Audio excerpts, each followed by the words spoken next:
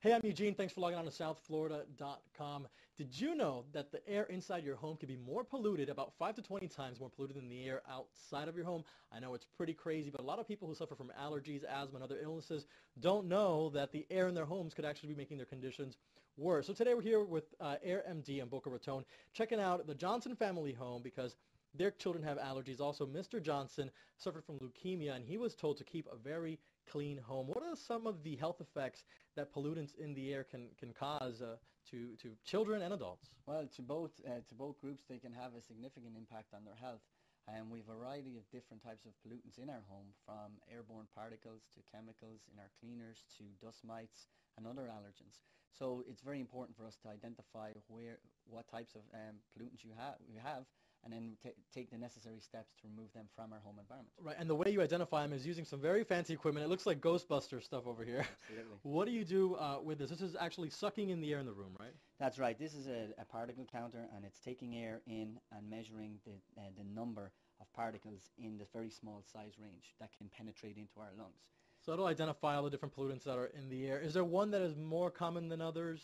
Well, every home's going to have some level of particles in the air, and what we want to do is try and control their numbers and find out where they're coming from so we can reduce them significantly. Okay. So now you guys, this sucks it in, and then you actually send it back to a lab and test what's in there, correct? That's right. This measures the concentrations, where this helps us identify the different types of particles. Okay. So once we know what they are, we can find out the source in the home and try to help reduce them significantly for the homeowners. Okay. Now, and the reason we're in little Nikki Johnson's room is because this bed over here is a hotbed, no pun intended, for just all sorts of stuff that can be adverse to your health, like dust mites, right? Absolutely. In a bedroom setting, if the humidity is above 50%, which it is in this case, toys and the mattress can be a safe haven for dust mites, and the children, when they're in the beds, can get exposed to the dust mite allergens, and they can have allergic reactions. So you should wash rather those stuffed toys off, and you could also get what is it, the cover for the bed? And they're called allergen barriers, and you can place them over your pillows and your mattresses, and that will reduce the exposure to these types of dust mite allergens that are present. Let's talk about some other quick tips that you can do yourselves at home. One of them is seal light fixtures with caulking or some sort of clear silicone, right? Yes, and what that do will prevent air from migrating from the attic space or in the wall cavities into the room, where you can introduce humid air full of pollutants. So it's important to do. Another big one is the cleaning supplies. I know I keep mine under my kitchen sink, and that's not a good idea. No, because those chemicals in the plastic bottles are always emitting chemicals from the bottles. Even though it's closed? Even though it's closed, because the plastic is permeable, meaning that the gases can escape into the air. So the best thing to do is remove them from underneath your kitchen sink and store them in the garage, so that you don't have that daily exposure.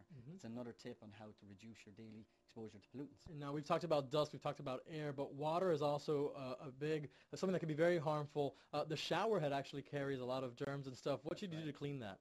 So periodically, about once a month, you should take the shower head off, because it collects bacteria, and that can get emitted in the water, and you can ingest those bacteria. So take it off, clean it with some vinegar, and that'll get the pores clean, and then you can place it back and reduce your daily exposure to bacteria. Wow, never would have thought to do that. All right, we're going to wrap it up now, but if you have any questions, you could also go to AirMD. I heard that you guys have a section where they can ask questions and they get free answers, correct? Absolutely. Any question about your indoor environment is on www.airmd.com. All right, thank you very much. I'm Eugene at southflorida.com.